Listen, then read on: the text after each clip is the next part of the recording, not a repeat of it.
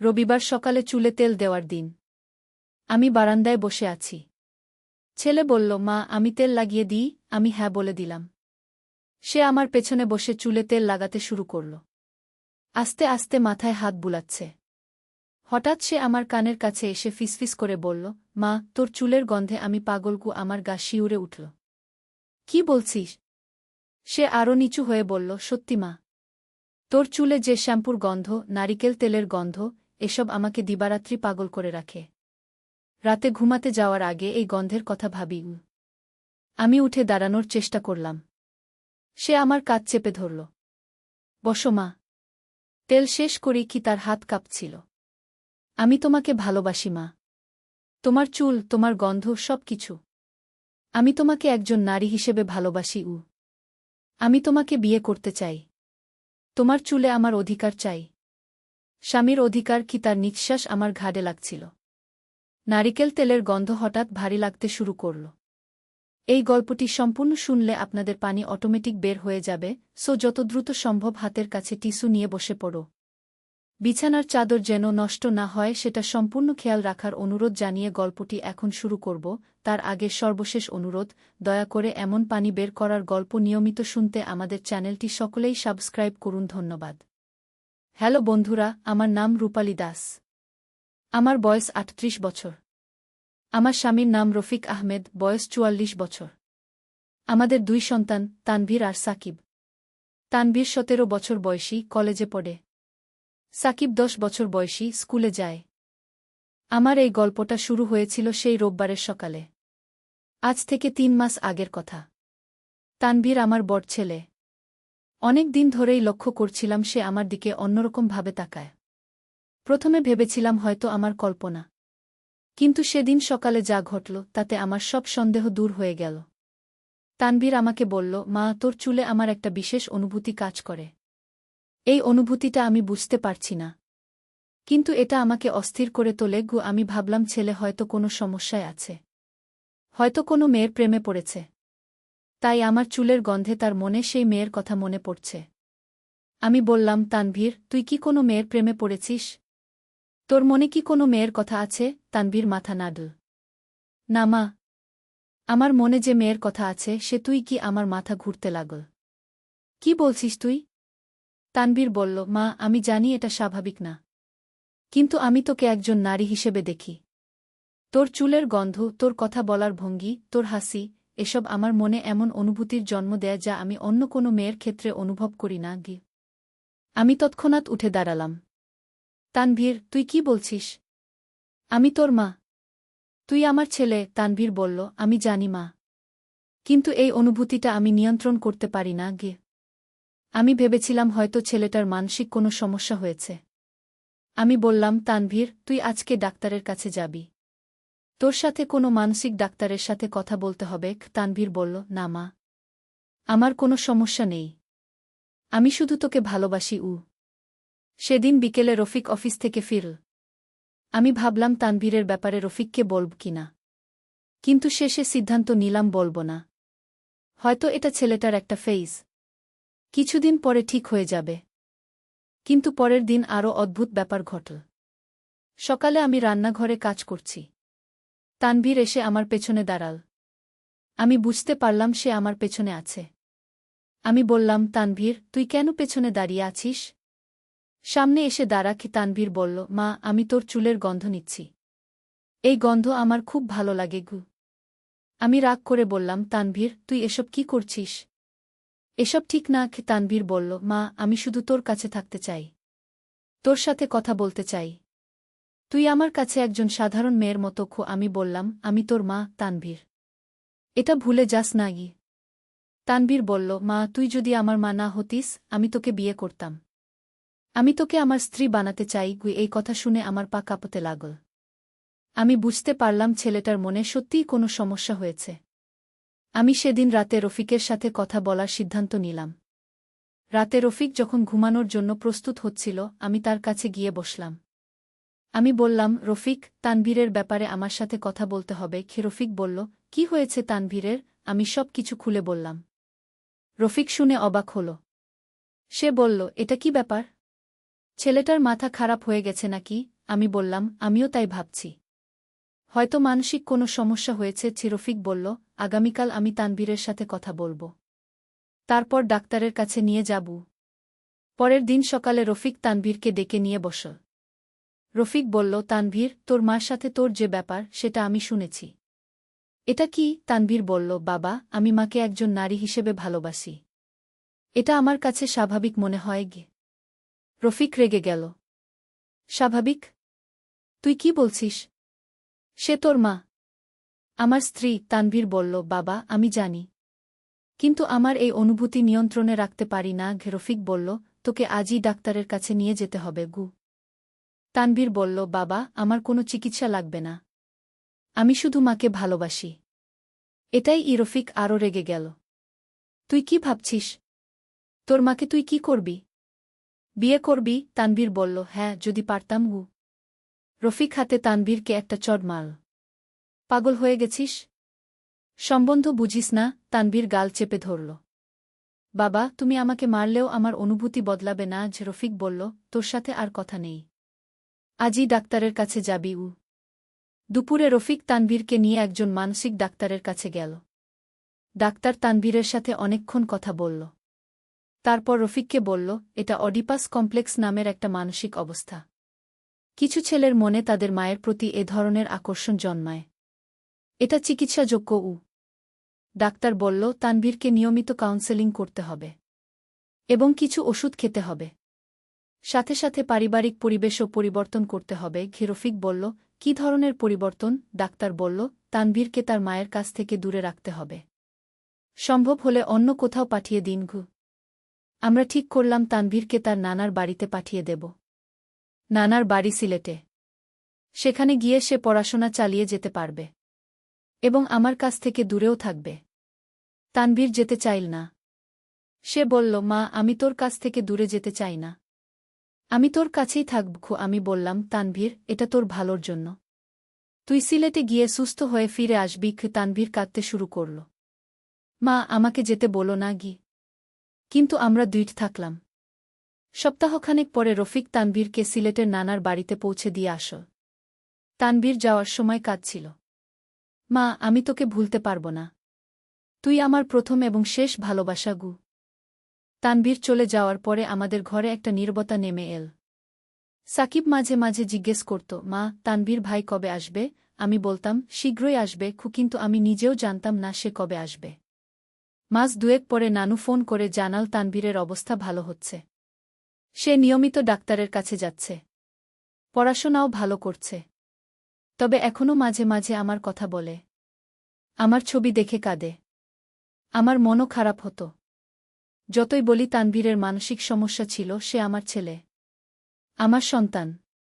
তাকে দূরে পাঠিয়ে দিয়ে আমার মন খারাপ হতো। রফিকও মাঝে মাঝে বলত, রূপালী, তানভীরকে ফিরিয়ে আনি, হয়তো এতদিনে ভালো হয়ে গেছে গি। কিন্তু ডাক্তার বলেছিল অন্তত 6 মাস দূরে রাখতে। তাই আমরা অপেক্ষা করছিলাম। এর মধ্যে আরেকটা ঘটনা ঘটল। সাকিবের আচরণেও পরিবর্তন আসতে শুরু করল। সাকিব হঠাৎ হঠাৎ আমার কাছে এসে জড়িয়ে ধরতে শুরু করল। প্রথমে ভেবেছিলাম ভাইজের অনুপস্থিতিতে সে আমার কাছে বেশি আসছে, কিন্তু কিছুদিন পরে বুঝলাম এর পেছনে অন্য কারণ আছে। একদিন সকালে সাকিব আমার কাছে এসে বলল, মা, আমি তোর মতো একটা বউ চাই। আমি অবাক হয়ে বললাম, কি বলছিস সাকিব? সে বলল, মা, তুই এত সুন্দর, তোর মতো একটা মেয়ে আমি বিয়ে করব। আমি ভাবলাম এটা স্বাভাবিক, ছোট ছেলেরা মাঝে মাঝে এরকম কথা বলে। কিন্তু কিছুদিন পরে সাকিবের কথাবার্তা আরও অদ্ভুত হতে শুরু করল। সে বলল, মা, আমি যখন বড় হব তখন তোকে বিয়ে করব। আমি চমকে গেলাম। সাকিব, তুই কি বলছিস? আমি তো তোর মা। সাকিব বলল, মা, তুই আমার প্রিয় মানুষ, আমি তোকে বিয়ে করতে চাই। আমার মনে হলো আবার সেই একই সমস্যা। তানভীরের পরে এবার সাকিবের মধ্যেও একই রকম অনুভূতি জেগেছে। আমি ভয় পেয়ে গেলাম। দুই ছেলের মধ্যেই একই সমস্যা, এটা কিভাবে সম্ভব? আমি রফিককে বলতে গেলাম। কিন্তু রফিক বলল, রূপালী, সাকিব এখনো ছোট, ছোট বাচ্চারা এসব বলে, এটা স্বাভাবিক। আমি বললাম, কিন্তু তানভীরের কথা মনে কর, সেও তো ছোটবেলা থেকে এমন আচরণ করত। রফিক বলল, সাকিব আলাদা, সে ঠিক হয়ে যাবে। কিন্তু দিন যত যেতে লাগল সাকিবের আচরণ আরও বিচিত্র হতে লাগল। সে আমার সাথে শুতে চাইত, আমার হাত ধরে রাখত, আমার চুলে হাত বুলাত। এসব দেখে আমার ভয় আরও বেড়ে গেল। একদিন সাকিব আমাকে জিজ্ঞেস করল, মা, বাবা কি তোকে ভালোবাসে? আমি বললাম, হ্যাঁ, অবশ্যই। সাকিব বলল, আমিও তোকে ভালোবাসি। আমার ভালোবাসা বাবার চেয়ে বেশি। আমি বললাম, সাকিব, তুই ছোট বাচ্চা, তুই এসব কি বুঝিস? সাকিব বলল, মা, আমি বুঝি। আমি তোকে বিয়ে করব। আমি আর পারছিলাম না। আমি রফিককে বললাম, রফিক, সাকিবকেও ডাক্তারের কাছে নিয়ে যেতে হবে। এটা স্বাভাবিক না যে? রফিক এবার আমার কথায় রাজি হল। আমরা সাকিবকেও সেই মানসিক ডাক্তারের কাছে নিয়ে গেলাম। ডাক্তার সাকিবের সাথে কথা বলল। তারপর আমাদের বলল, এটা অস্বাভাবিক। দুই ভাইদের মধ্যে একই সমস্যা। সাধারণত এরকম হয় না যে? ডাক্তার আরও বলল, হয়তো পারিবারিক পরিবেশে এমন কিছু আছে যা এই সমস্যার জন্ম দিচ্ছে। আমি জিজ্ঞেস করলাম, কি ধরনের পারিবারিক পরিবেশ? ডাক্তার বলল, হয়তো মায়ের আচরণ, পোশাক আশাক বা কথাবার্তায় এমন কিছু আছে যা ছেলেদের মনে ভুল ধারণার জন্ম দিচ্ছে। আমি বললাম, আমি তো সাধারণ মায়ের মতোই আচরণ করি। ডাক্তার বলল, আপনি একটু লক্ষ্য করে দেখুন।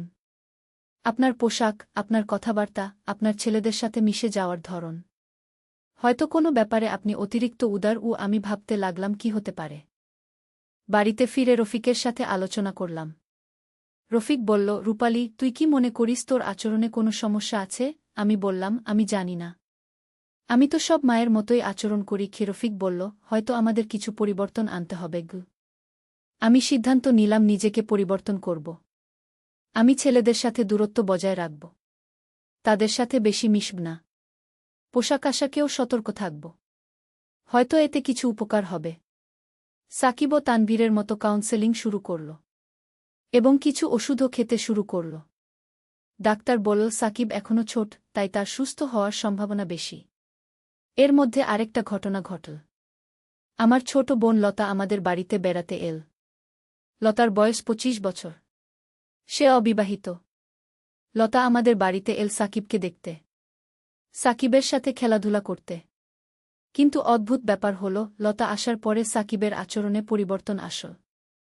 সে আমার চেয়ে লতার সাথে বেশি সময় কাটাতে শুরু করল, লতার সাথে খেলতে, গল্প করতে, এবং আমার প্রতি তার আগ্রহ কমে গেল। আমি প্রথমে খুশি হলাম। ভাবলাম সাকিবের সমস্যা হয়তো কমে যাচ্ছে। কিন্তু কিছুদিন পরে বুঝলাম আসল ব্যাপার কি। সাকিব লতার প্রতি আকৃষ্ট হয়েছে এবং লতাও সাকিবের সাথে অতিরিক্ত মিশছে। একদিন আমি দেখলাম লতা সাকিবকে কোলে নিয়ে বসে আছে, সাকিবের মাথায় হাত বুলাচ্ছে। সাকিবও লতার গলা জড়িয়ে ধরে আছে। আমি বিরক্ত হলাম। লতা, সাকিবকে এভাবে কোলে নিস না, সে বড় হয়ে গেছে। লতা বলল, আপা, সাকিব তো এখনো ছোট, কোলে নিলে কি হয়? আমি বললাম, তুই বুঝবি না। সাকিবের কিছু সমস্যা আছে, তাকে দূরত্ব রেখে চলতে হয়। লতা অবাক হয়ে বলল, কি সমস্যা? আমি সব কিছু খুলে বললাম। লতা শুনে হেসে ফেল। আপা, তুই পাগল হয়ে গেছিস? 10 বছরের বাচ্চার আবার কি সমস্যা? এসব স্বাভাবিক। আমি বললাম, তুই বুঝবি না লতা। তানভীরের ক্ষেত্রে কি হয়েছিল দেখেছিস কি? লতা বলল, তানভীর আলাদা ব্যাপার ছিল, সাকিব ভালো। কিন্তু আমি লক্ষ্য করলাম লতার আচরণেও কিছু অস্বাভাবিকতা আছে। সে সাকিবের সাথে অতিরিক্ত আদর করে, তার সাথে একা একা কথা বলে, এমনকি রাতে সাকিবের ঘরে গিয়ে গল্প করে। এসব দেখে আমার সন্দেহ হতে লাগল। একদিন রাতে আমি লতার ঘরের দিকে যাচ্ছিলাম। দেখলাম সাকিব লতার ঘরে ঢুকছে। আমি চুপি চুপি কাছে গিয়ে দেখলাম সাকিব লতার বিছানায় শুয়ে আছে। লতাও তার পাশে শুয়ে তার মাথায় হাত বুলাচ্ছে। আমি রেগে গেলাম। আমি দরজায় টোকা দিলাম। লতা, দরজা খোল। লতা, দরজা খুল। আমি বললাম, সাকিব তোর ঘরে কি করছে? লতা বলল, আপা, সাকিব ঘুমাতে পারছিল না, তাই আমার ঘরে এসেছে। আমি সাকিবকে বললাম, সাকিব, তুই তোর ঘরে গিয়ে ঘুমা। সাকিব বলল, মা, লতা খালার সাথে আমার ভালো লাগে, আমি তার সাথে ঘুমাব। আমি রেগে বললাম, তুই তোর ঘরে যা এখনই। সাকিব কাঁদতে কাঁদতে তার ঘরে গেল। আমি লতাকে বললাম, লতা, তুই সাকিবের সাথে এভাবে মিশিস না। লতা বলল, আপা, তুই কি ভাবছিস? আমি সাকিবকে ভাই মনে করি। আমি বললাম, তুই যাই ভাবিস, সাকিবের মনে ভুল ধারণা হতে পারে। সে এখনো ছোট। বুঝে না। লতা বলল, আপা তুই অতিরিক্ত চিন্তা করছিস। কিন্তু আমার সন্দেহ আরও বেড়ে গেল যখন দেখলাম সাকিব এখন আমার চেয়ে লতার কথাই বেশি বলে। লতা খালা এটা বলেছে, লতা খালা ওটা করেছে, এমনকি সে বলল, মা আমি লতা খালাকে বিয়ে করব। আমি বললাম, কি বলছিস তুই? সাকিব বলল, লতা খালা আমার খুব প্রিয়, আমি তাকে বিয়ে করব। এবার আমি নিশ্চিত হলাম সাকিবের সমস্যা কমেনি, বরং স্থানান্তরিত হয়েছে। সে এখন আমার পরিবর্তে লতার প্রতি আকৃষ্ট। আমি রফিককে বললাম। রফিকও চিন্তিত হল। সে বলল, লতাকে এখনই বাড়ি পাঠিয়ে দিতে হবে। আমি লতাকে বললাম সে যেন তার বাড়ি চলে যায়। লতা বলল, কেন আপা? আমি কি ভুল করেছি? আমি বললাম, তুই কিছু ভুল করিসনি, কিন্তু সাকিবের জন্য এটা ভালো না। লতা বলল, আপা তুই সাকিবকে নিয়ে অতিরিক্ত চিন্তা করছিস, এসব স্বাভাবিক। কিন্তু আমি দৃঢ় থাকলাম। লতা কয়েকদিন পরে তার বাড়ি চলে গেল। লতা যাওয়ার পরে সাকিব খুব কান্নাকাটি করল। মা লতা খালা কেন চলে গেল? তাকে ফিরিয়ে আনো। আমি বললাম, সাকিব লতা খালার নিজের কাজ আছে, সে তার বাড়ি গেছে। সাকিব কয়েকদিন খুব মন খারাপ করে রইল, খাওয়া দাওয়া কমিয়ে দিল, পড়াশোনায় মন নেই, সারাদিন লতার কথা বলে। আমি ভাবলাম হয়তো কিছুদিন পরে সে ভুলে যাবে। এর মধ্যে তানবীরের খবর আসল। নানু জানাল তানবীরের অবস্থা অনেক ভালো হয়েছে, সে এখন স্বাভাবিক আচরণ করছে, আমার কথা খুব একটা বলে না, নতুন বন্ধুবান্ধব হয়েছে, পড়াশোনাও ভালো করছে। ডাক্তার বলেছে আর 2 মাস পরে তাকে বাড়ি পাঠানো যেতে পারে। আমি খুশি হলাম, অন্তত তানবীর সুস্থ হয়েছে। এখন সাকিবের ব্যাপারে ফোকাস করতে হবে। সাকিবের কাউন্সেলিং চলছে, ডাক্তার বলল সে আস্তে আস্তে ভালো হচ্ছে। তবে লতার চলে যাওয়ার পরে তার মধ্যে একটা বিষণ্ণতা এসেছে। ডাক্তার বলল সাকিব এখন কনফিউশনে আছে, সে বুঝতে পারছে না তার অনুভূতিগুলো কি। একদিকে মায়ের প্রতি আকর্ষণ, অন্যদিকে খালার প্রতি আকর্ষণ। এই দ্বন্দ্বে সে পড়েছে। আমি জিজ্ঞেস করলাম, কিভাবে তাকে সাহায্য করা যায়? ডাক্তার বলল, তাকে অন্য বিষয়ে ব্যস্ত রাখুন, খেলাধুলা, পড়াশোনা, বন্ধুবান্ধব। যত বেশি বাইরের জগতের সাথে মিশবে তত তারই সুস্থ হবে। আমি সিদ্ধান্ত নিলাম সাকিবকে স্পোর্টস ক্লাবে ভর্তি করে দেব, সেখানে সে অন্য ছেলেদের সাথে মিশতে পারবে। আমি সাকিবকে একটা ফুটবল ক্লাবে ভর্তি করে দিলাম। সাকিব প্রথমে যেতে চাইল না। মা আমি খেলতে চাই না। আমি বললাম, সাকিব খেলাধুলা করলে তোর শরীর ভালো থাকবে, মন ভালো থাকবে। অনেক বোঝানোর পরে সাকিব রাজি হল। ক্লাবে যাওয়ার পরে সাকিবের মধ্যে আস্তে আস্তে পরিবর্তন আসতে শুরু করল।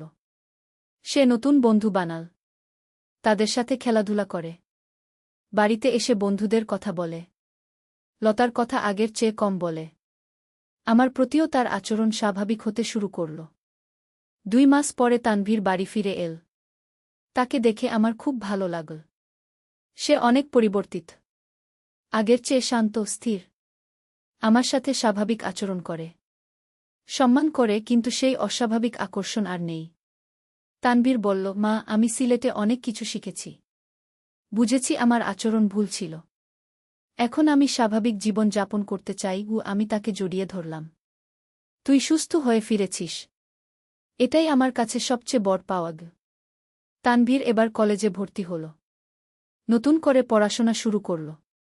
সে বলল, মা আমি এখন শুধু পড়াশোনা নিয়ে ভাবব, ক্যারিয়ার নিয়ে ভাবব, ভালো কিছু করতে চাই। আমি তাকে উৎসাহ দিলাম। সাকিবও আস্তে আস্তে স্বাভাবিক হয়ে উঠছিল, ক্লাবে খেলাধুলা করে, বন্ধুদের সাথে মিশে, পড়াশোনায় মন দেয়। আমার প্রতি তার আচরণ এখন সম্পূর্ণ স্বাভাবিক, মাকে মা হিসেবেই দেখে। এভাবে কয়েক মাস কেটে গেল।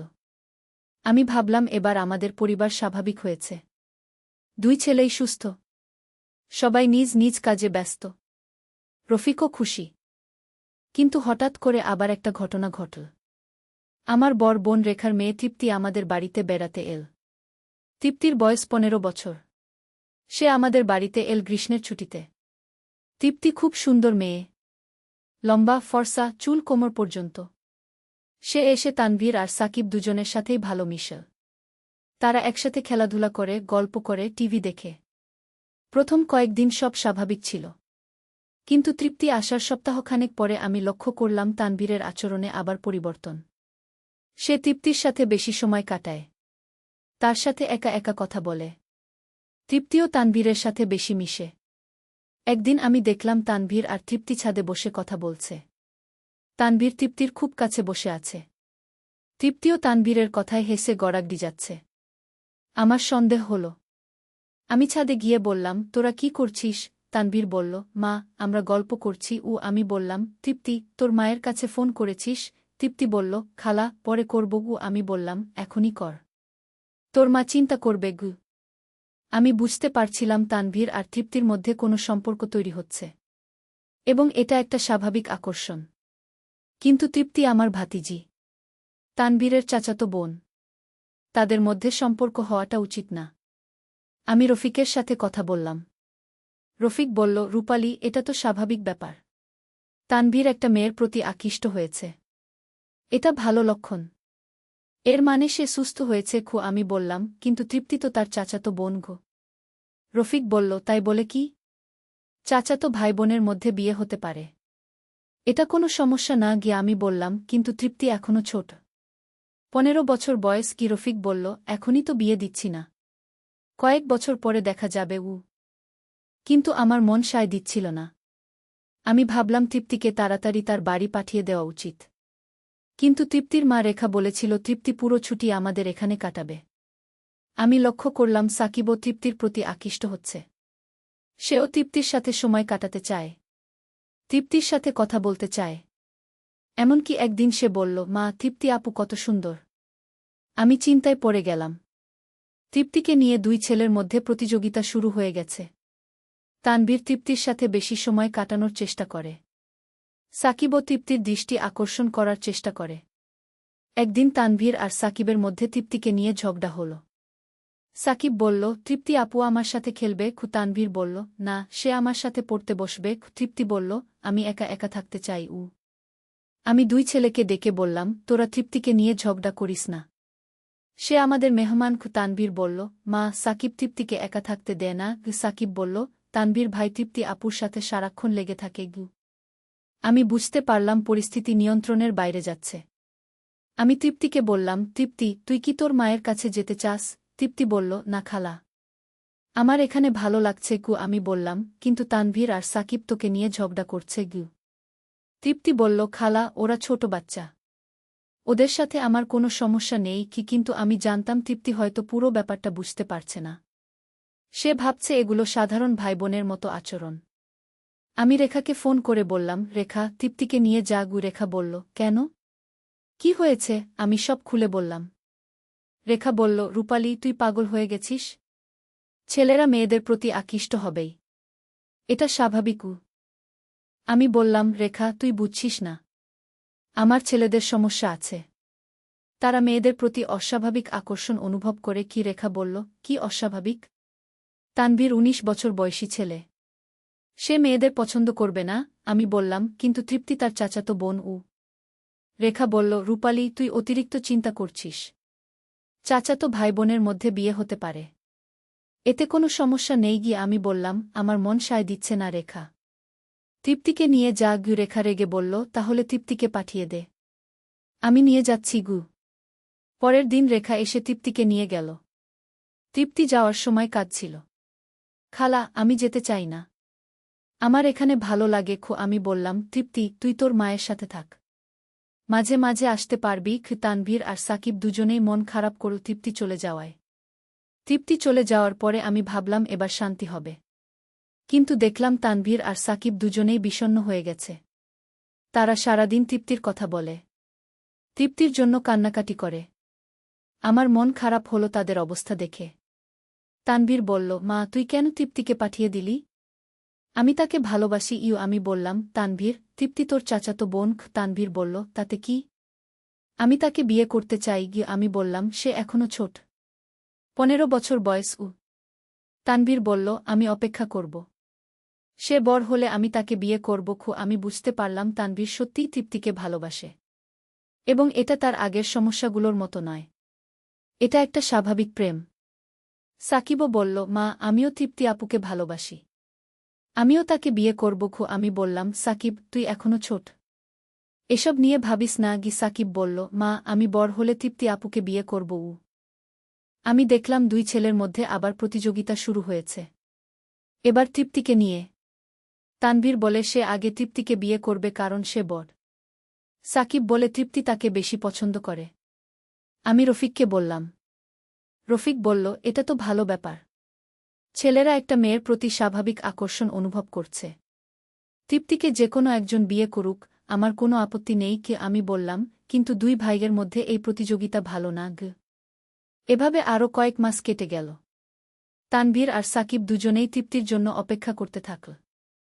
তারা বলল যখন তৃপ্তি 18 বছর হবে তখন তারা তাকে বিয়ের প্রস্তাব দেবে। আমি ভাবলাম এই প্রতিযোগিতার কোনো সমাধান করতে হবে। আমি রেখার সাথে কথা বললাম। রেখাকে বললাম আমার ছেলেদের তৃপ্তির প্রতি ভালোবাসার কথা। রেখা শুনে হেসে ফেল। রূপালি এটা তো খুব ভালো ব্যাপার। তৃপ্তির জন্য দুইজন পাত্র পেয়ে গেলাম আমি বললাম কিন্তু দুই ভাইদের মধ্যে সমস্যা হবে গু। রেখা বলল তৃপ্তিকে জিজ্ঞেস করি কাকে সে পছন্দ করে আমি বললাম তৃপ্তি এখনো ছোট। সে কি বুঝবে রেখা বলল তাহলে কয়েক বছর পরে দেখা যাবে। তৃপ্তি বড় হলে যাকে পছন্দ করবে তাকেই বিয়ে দেব গু। কিন্তু আমার মনে আরেকটা চিন্তা এল। তৃপ্তি যদি তানভীর আর সাকিব দুজনের কাউকেই পছন্দ না করে, যদি তার মন অন্য কোনো ছেলের প্রতি যায়, তাহলে আমার দুই ছেলেই দুঃখ পাবে। আমি এই চিন্তা রফিককে বললাম। রফিক বলল রূপালি তুই অতিরিক্ত এগিয়ে চিন্তা করছিস। যা হওয়ার সময় হলে হবে। এখন এসব নিয়ে মাথা ঘামানোর দরকার নেই কি আমি বললাম কিন্তু আমার দুই ছেলের মধ্যে প্রতিদিন এ নিয়ে তর্ক হয় গে। সত্যি বলতে তানভীর আর সাকিব প্রতিদিন তৃপ্তিকে নিয়ে কথা বলে। তানভীর বলে আমি তৃপ্তিকে আগে পছন্দ করেছি সাকিব বলে কিন্তু তৃপ্তি আমাকে বেশি ভালোবাসে কি এই তর্ক প্রতিদিন চলে। একদিন আমি তানভীরকে বললাম তানভীর তুই তৃপ্তি ছাড়া আর কোনো মেয়েকে পছন্দ করিস না? তানভীর বলল না মা। আমার কাছে তৃপ্তিই সবচেয়ে সুন্দর। আমি শুধু তাকেই বিয়ে করব আমি বললাম কিন্তু তৃপ্তি যদি তোকে পছন্দ না করে? তানভীর বলল মা তৃপ্তি আমাকে পছন্দ করবে। আমি তাকে খুশি রাখব আমি সাকিবকেও একই প্রশ্ন করলাম। সাকিবও একই রকম জবাব দিল। মা আমি তৃপ্তি আপু ছাড়া কাউকে বিয়ে করব না গি। আমি বুঝতে পারলাম দুই ছেলেই তৃপ্তির প্রেমে অন্ধ হয়ে গেছে। তারা তৃপ্তি ছাড়া কাউকে ভাবতেই পারে না। আমি ভাবলাম এটা ভবিষ্যতে সমস্যা হতে পারে। এর মধ্যে তৃপ্তির 17 বছর বয়স হল। রেখা জানাল তৃপ্তির বিয়ের জন্য পাত্র খোঁজা শুরু করবে। আমি রেখাকে বললাম রেখা আমার ছেলেদের কথা ভাবিস? রেখা বলল আমি ভাবছি। কিন্তু তৃপ্তিকেও জিজ্ঞেস করতে হবে গু। রেখা তৃপ্তিকে জিজ্ঞেস করল তৃপ্তি তানভীর আর সাকিবের ব্যাপারে তোর কি মতামত? তৃপ্তি বলল মা তারা আমার চাচাতো ভাই। আমি তাদের ভাই মনে করি কি রেখা বলল কিন্তু তারা তোকে বিয়ে করতে চায়। তৃপ্তি অবাক হয়ে বলল সত্যি? আমি তো জানতাম না রেখা বলল হ্যাঁ। তারা দুজনেই তোকে ভালোবাসে। তৃপ্তি বলল কিন্তু আমি তো তাদের ভাই মনে করি। রোমান্টিকভাবে তাদের দেখি না গি। এই খবর শুনে আমার মন খারাপ হল। আমি জানতাম আমার দুই ছেলে খুব দুঃখ পাবে। আমি রেখাকে বললাম রেখা তৃপ্তিকে একবার ভাবতে বল। হয়তো সময় পেলে তার মন পরিবর্তন হবে গে। রেখা বলল রূপালি মেয়েদের জোর করা যায় না। তৃপ্তি যাকে পছন্দ করবে তাকেই বিয়ে করবে আমি বললাম তাহলে তৃপ্তি কাকে পছন্দ করে? রেখা বলল সে বলেছে এখনও কাউকে ভালো লাগে না। কলেজে পড়ছে। পড়াশোনা নিয়ে ব্যস্ত। আমি ভাবলাম হয়তো এটাই ভালো। তৃপ্তি যদি আমার ছেলেদের কাউকে পছন্দ না করে তাহলে ভবিষ্যতের সমস্যা কম হবে। কিন্তু আমার ছেলেদের মানসিক অবস্থার কথা ভেবে চিন্তিত হলাম। আমি তানভীরকে ভালো করে বোঝানোর চেষ্টা করলাম। তানভীর তৃপ্তি তোকে ভাই মনে করে। সে তোর সাথে বিয়ে করতে চায় না। তানভীর শুনে কেঁদে ফেল। মা এটা হতে পারে না। আমি তৃপ্তি ছাড়া বাঁচতে পারব না গি। আমি বললাম তানভীর পৃথিবীতে আরও অনেক মেয়ে আছে। তুই অন্য কাউকে পছন্দ করতে পারবি? তানভীর বলল না মা। আমার কাছে তৃপ্তি একমাত্র। আমি তাকে বোঝানোর চেষ্টা করব আমি বললাম তানভীর মেয়েদের জোর করা যায় না গি। সাকিবের প্রতিক্রিয়াও একই রকম। সে বলল মা তৃপ্তি আপু হয়তো এখনও বুঝতে পারছে না। আমি তাকে বোঝাব। আমি বললাম সাকিব তুই তৃপ্তিকে বিরক্ত করিস না গি। সাকিব বলল মা আমি তাকে বিরক্ত করব না। আমি শুধু আমার ভালোবাসা জানাব। দুই ছেলেই তৃপ্তিকে ফোন করা শুরু করল। প্রতিদিন তারা তৃপ্তিকে ফোন দেয়া, তার সাথে কথা বলে, তাকে বোঝানোর চেষ্টা করে। তৃপ্তি প্রথমে ভদ্রতার সাথে তাদের কথা শুনত, কিন্তু পরে বিরক্ত হয়ে গেল। একদিন তৃপ্তি রেখাকে বলল, মা, তানভীর আর সাকিব ভাই প্রতিদিন আমাকে ফোন করে। আমি বিরক্ত হয়ে গেছি। রেখা আমাকে ফোন করে বলল, রূপালি, তোর ছেলেদের বল তৃপ্তিকে যেন বিরক্ত না করে। আমি তানভীর আর সাকিবকে বললাম, তোরা তৃপ্তিকে এত ফোন করিস না, সে বিরক্ত হয়ে গেছে। তানভীর বলল, মা, আমি তাকে বোঝানোর চেষ্টা করছি। আমি বললাম, তানভীর, মেয়েদের পছন্দ করতে বাধ্য করা যায় না। কিন্তু দুই ছেলেই আমার কথা শুনল না। তারা আরও বেশি করে তৃপ্তিকে ফোন করা শুরু করল, এমনকি তৃপ্তির বাড়িতে যাওয়ার কথাও বলল। আমি তাদের বারণ করলাম, তোরা তৃপ্তির বাড়িতে যাবি না, তার পরিবার অস্বস্তিতে পড়বে। একদিন রেখা রাগ করে আমাকে ফোন করল, রূপালি, তোর ছেলেরা তৃপ্তিকে স্টক করছে, প্রতিদিন 10 বার করে ফোন দেয়। তৃপ্তি পড়াশোনা করতে পারছে না। আমি লজ্জা পেলাম। রেখা, আমি তাদের বলবো। আমি তানভীর আর সাকিবকে খুব রাগ করে বললাম, তোরা তৃপ্তিকে বিরক্ত করা বন্ধ কর, সে তোদের পছন্দ করে না, এটা মেনে নিয়ে এগিয়ে যা। তানভীর বলল, মা, আমি তাকে ছাড়তে পারব না। সাকিবও একই কথা বলল। আমি দেখলাম দুই ছেলেই তৃপ্তির প্রেমে অন্ধ হয়ে গেছে, তারা বাস্তবতা মানতে চায় না। আমি ভাবলাম, এভাবে চলতে থাকলে তৃপ্তির পরিবারের সাথে আমাদের সম্পর্ক খারাপ হয়ে যাবে। আমি আবার মানসিক ডাক্তারের কাছে গেলাম, ডাক্তারকে সব খুলে বললাম। ডাক্তার বলল, এটা অবসেশন হয়ে গেছে। তানভীর আর সাকিব দুজনেই তৃপ্তির ব্যাপারে অবসেসড, এটা স্বাস্থ্যকর না। আমি জিজ্ঞেস করলাম, এর চিকিৎসা কি? ডাক্তার বলল, তাদের মনোযোগ অন্যদিকে ঘুরিয়ে দিতে হবে, নতুন কাজে ব্যস্ত রাখতে হবে এবং তৃপ্তির থেকে সম্পূর্ণ দূরে রাখতে হবে। আমি বললাম, কিন্তু তৃপ্তি আমাদের আত্মীয়, পুরোপুরি দূরে রাখা সম্ভব না। ডাক্তার বলল, তাহলে অন্তত কিছু সময়ের জন্য দূরে রাখুন, তাদের মন থেকে তৃপ্তির কথা ভুলিয়ে দিতে হবে। আমি ভাবলাম কিভাবে সেটা করা যায়। আমি রফিকের সাথে পরামর্শ করলাম। রফিক বলল, তানভীরকে ঢাকায় পাঠিয়ে দিই, সেখানে একটা জব করুক, নতুন পরিবেশে গেলে তার মন পরিবর্তন হবে। আমি বললাম, সাকিবের কি হবে? রফিক বলল, সাকিবকেও বোর্ডিং স্কুলে দিয়ে দিই। আমি এই প্ল্যান ভালো মনে করলাম, কিন্তু দুই ছেলেই যেতে চাইল না। তানভীর বলল, মা, আমি ঢাকা যাব না, আমি তৃপ্তির কাছে থাকব। সাকিব বলল, মা, আমি বোর্ডিং স্কুলে যাব না। আমি বললাম, তোদের যেতে হবে, এটা তোদের ভালোর জন্য। কিন্তু তারা কোনোভাবেই রাজি হল না। তারা বলল, তৃপ্তি ছাড়া তারা কোথাও যাবে না। আমি বুঝতে পারলাম তাদের মানসিক অবস্থা খুবই খারাপ, তারা বাস্তবতার সাথে সংযোগ হারিয়ে ফেলেছে। এই অবস্থায় হঠাৎ একদিন একটা খবর পেলাম, রেখা জানাল তৃপ্তির একটা ছেলের সাথে প্রেম হয়েছে। সেই ছেলে তৃপ্তির কলেজের সিনিয়র, তার নাম আরিফ। তৃপ্তি আরিফকে বিয়ে করতে চায়। এই খবর শুনে আমার মাথায় আকাশ ভেঙে পড়ল। আমি জানতাম আমার দুই ছেলে এই খবর শুনলে কি অবস্থা হবে। আমি রেখাকে বললাম, রেখা, এই খবর এখনই প্রকাশ করিস না, আমার ছেলেদের মানসিক অবস্থা ঠিক নেই। রেখা বলল, কিন্তু রূপালি, তৃপ্তির বিয়ে ঠিক করতে হবে, আরিফের পরিবার তাড়াতাড়ি বিয়ে দিতে চায়। আমি বললাম, একটু সময় দে, আমি আমার ছেলেদের প্রস্তুত করি। কিন্তু সেই রাতেই তানভীর কোনোভাবে এই খবর জেনে ফেল। সে তৃপ্তিকে ফোন করে জানতে পারল।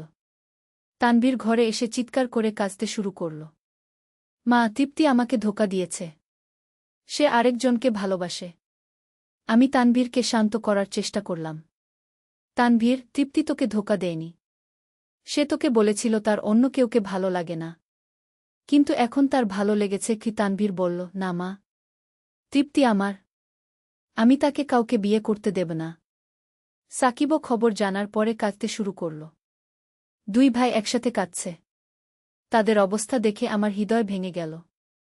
কিন্তু আমি জানতাম এটা তাদের জন্য ভালো, তারা বাস্তবতার মুখোমুখি হয়েছে। তানভীর বলল, মা, আমি তৃপ্তির সাথে কথা বলবো, তাকে বোঝাব এই ছেলে তার জন্য ঠিক নয়। আমি বললাম, তানভীর, তুই এসব করবি না, তৃপ্তি যাকে পছন্দ করেছে তাকেই বিয়ে করবে। তানভীর বলল, না মা, আমি এটা মানব না। পরের দিন তানভীর তৃপ্তির বাড়ি চলে গেল। আমি বারণ করেছিলাম, কিন্তু সে শুনল না। সে তৃপ্তির সাথে দেখা করে তাকে বোঝানোর চেষ্টা করল। তৃপ্তি রেগে গিয়ে তানভীরকে বলল, তানভীর ভাই, আমি আরিফকে ভালোবাসি। আমি তাকেই বিয়ে করব। তানভীর বলল, তৃপ্তি, তুই আমাকে একবার সুযোগ দে। আমি তোকে অনেক ভালোবাসি। তৃপ্তি বলল, তানভীর ভাই, আমি তোমাকে ভাই মনে করি। এর বেশি কিছু না। তানভীর বলল, কিন্তু আমি তোকে একজন মেয়ে হিসেবে ভালোবাসি। তৃপ্তি অস্বস্তি বোধ করল। সে তানভীরকে বলল, তানভীর ভাই, তুমি এসব কথা বলো না। আমার খারাপ লাগে। তানভীর বলল, তৃপ্তি, আমি তোকে ছাড়া বাঁচতে পারব না। তুই আরিফকে ভুলে যা। আমাকে বিয়ে কর। তৃপ্তি রেগে গিয়ে বলল, তানভীর ভাই, তুমি আমার বাড়ি থেকে চলে যাও। আমি তোমার সাথে এ নিয়ে আর কথা বলতে চাই না। তানভীর কান্নায় ভেঙে পড়ল। তৃপ্তি, তুই আমাকে এভাবে ফেলে দিতে পারিস না।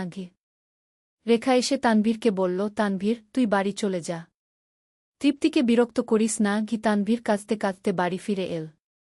সে এসে আমাকে বলল, মা, তৃপ্তি আমার কথা শুনল না।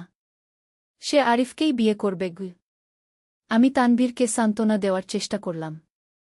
তানভীর, এটাই জীবন। সবাই আমাদের কথা মতো চলে না। তৃপ্তির নিজের পছন্দ আছে। তানভীর বলল, মা, আমি মরে যাব। তৃপ্তি ছাড়া আমি বাঁচতে পারব না। সাকিবও তৃপ্তির বাড়ি যেতে চাইল, কিন্তু আমি তাকে যেতে দিলাম না। আমি বললাম, সাকিব, তুই তৃপ্তিকে বিরক্ত করবি না। সে তোর সাথে কথা বলতে চায় না। সাকিব কাঁদতে কাঁদতে বলল, মা, তৃপ্তি আপু আমাদের ভুলে গেছে। 2 সপ্তাহ পরে তৃপ্তির বিয়ে ঠিক হয়ে গেল। রেখা জানাল আগামী মাসেই বিয়ে হবে। আমার 2 ছেলেই এই খবরে ভেঙে পড়ল। তারা খাওয়া দাওয়া বন্ধ করে দিল। পড়াশোনায় মন নেই। সারাদিন ঘরে বসে কান্নাকাটি করে। আমি ডাক্তারের কাছে নিয়ে গেলাম। ডাক্তার বলল, এরা ডিপ্রেশনে চলে গেছে। অ্যান্টিডিপ্রেসান্ট দিতে হবে। আমি চিন্তিত হয়ে গেলাম আমার ছেলেদের এমন অবস্থা দেখে। তৃপ্তির বিয়ের দিন আমার 2 ছেলেই বিয়েতে যেতে চাইল না। তারা বলল, মা, আমরা তৃপ্তির বিয়ে দেখতে পারব না। আমিও যাইনি। রফিক একাই গিয়েছিল। রফিক বিয়ে থেকে ফিরে বলল, তৃপ্তি খুব সুন্দর লাগছিল। আরিফও ভালো ছেলে মনে হল। আমি বললাম, ছেলেদের কাছে এসব কথা বলিস না। রফিক বলল, তাদের এখন বাস্তবতার সাথে মানিয়ে নিতে হবে। কিন্তু আমার ছেলেরা বাস্তবতার সাথে মানিয়ে নিতে পারল না। তারা আরও বেশি ডিপ্রেশনে চলে গেল। তানভীর একদিন বলল, মা, আমি আর বাঁচতে চাই না। আমি ভয় পেয়ে গেলাম। আমি তানভীরকে হাসপাতালে ভর্তি করলাম। ডাক্তার বলল, তানভীরের সুইসাইডাল টেন্ডেন্সি দেখা দিয়েছে। তাকে পর্যবেক্ষণে রাখতে হবে। আমার মাথায় আকাশ ভেঙে পড়ল। আমার ছেলে আত্মহত্যার কথা ভাবছে। সাকিবেরও একই অবস্থা। সে বলল, মা, তৃপ্তি আপু ছাড়া জীবন অর্থহীন। আমি সাকিবকেও ডাক্তারের তত্ত্বাবধানে রাখলাম। আমি রাত দিন হাসপাতালে কাটাতে শুরু করলাম। রফিক বলল, রূপালী, এই অবস্থায় আমাদের কোথাও চলে যাওয়া উচিত। ছেলেরা এই